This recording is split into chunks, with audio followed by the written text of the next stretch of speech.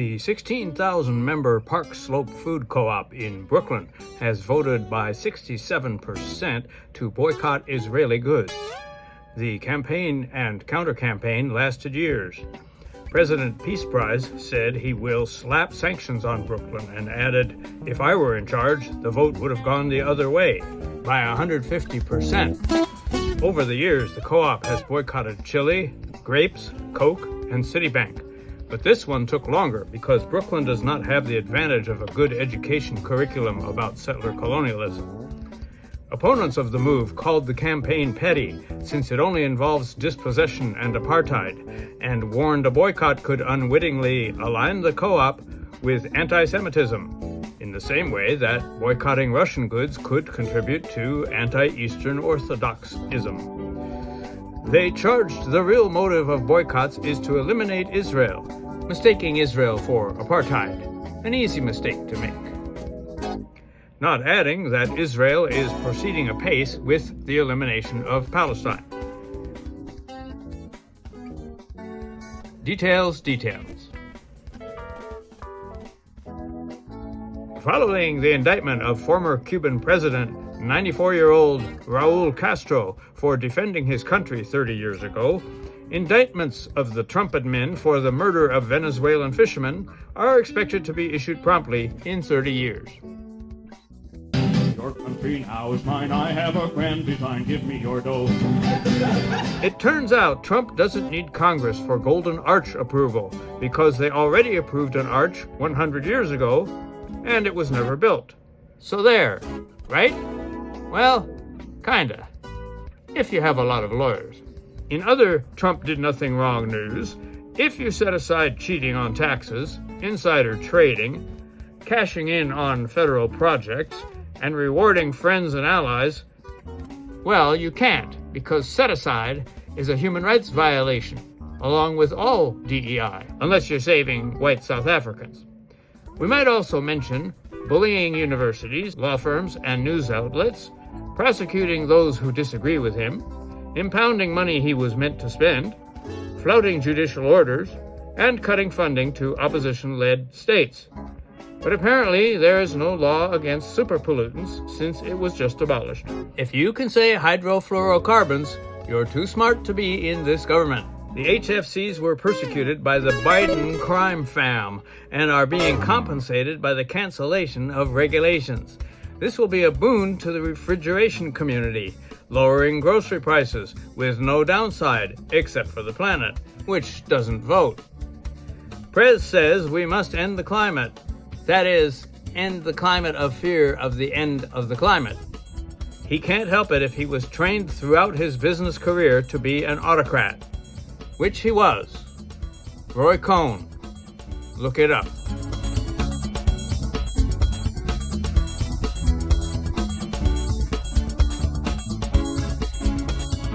Immigrants detained in a for-profit jail in Newark, New Jersey are on hunger strike.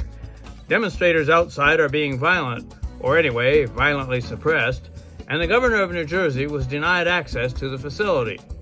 Meanwhile, a group of patriots, which is to say, persons of conscience, blocked a port in nearby Elizabeth, from which beautiful ships carry tools of genocide and land theft to Israel to disperse in nearby Palestine.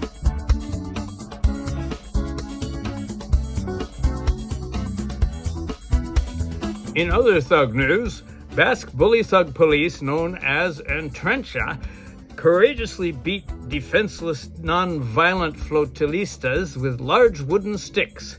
What could have provoked this? Well, friends and relatives were attempting to greet the returning activists without permission from the king. Any king. It comes out in certain media, not others, that the thugs were trained by more experienced thugs, namely Israel. Lie down with thieves, get up as fascist brutes. Thousands then protested the beatings in Bilbao, but for some reason did not enter police headquarters and confiscate the boys' beating tools. It now appears we are governed by a global police force. Every country has a specialty, of course.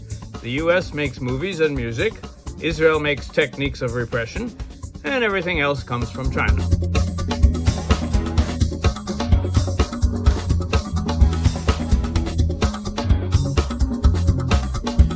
President Slush Fund's Slush Fund is under attack by rhinos, wokesters, and all manner of subhumans, but has been defended by ethics czar Stephen Miller, who said it was recompense for, quote, so many lives destroyed, livelihoods ruined, people deprived of their fundamental rights as American citizens, referring here to the January 6th insurrectors, not anti-genocide students. Well, the Palestinians, there are Palestinians, we didn't notice. Here is Israel, just minding their own business, just trying to have a life, in someone's country, and to defend the West Bank from attacks by its inhabitants. And you don't understand that in a tricky situation like this, it's balance. It's not either or, it's not somebody's right, somebody's wrong. You have to balance the needs of the West Bank with the needs of the World Bank. It's not Israel, our most twisted alloy in the region. It turns out that the long-suffering deportation case against Kilmar Abrego Garcia is not only full of falsehoods, but motivated by vengeance against him for his return from El Salvador's You May Never Leave gulag. A judge quashed all charges against him, it was reported widely, and a shocked nation did not read the article. The judge has clearly placed politics above public safety, a Just Us department spoke lied, projecting. An update on Mayor Mamdani's viciously pro-Palestinian Nakba Day video. Mildly pro-Zionist leaders say it omitted the Holocaust and later threats to Jews, that is, to Israel. Omitting half the story, the Poobah explained, is our job. Why put out a video about Palestinians on Israel Day, he asked obliviously, if not brainwashedly. A spoke for the Jewish Community Relations Council added that there was a way to acknowledge Palestinian pain, and this was not it. The way to do it, she explained, is what she has done. Deny it ever happened, as long as you can get away with it, by which time you've taken all their land, so everybody's happy who matters. Meanwhile, the inclusion of anti-Zionist rabbis at a Jewish Heritage Month event at Gracie Mansion infuriated the real Jews. One Israeli attendee noted, I'd like to see more mainstream Jewish Zionists here. Now you know how we feel, said all Palestinians, nonviolently.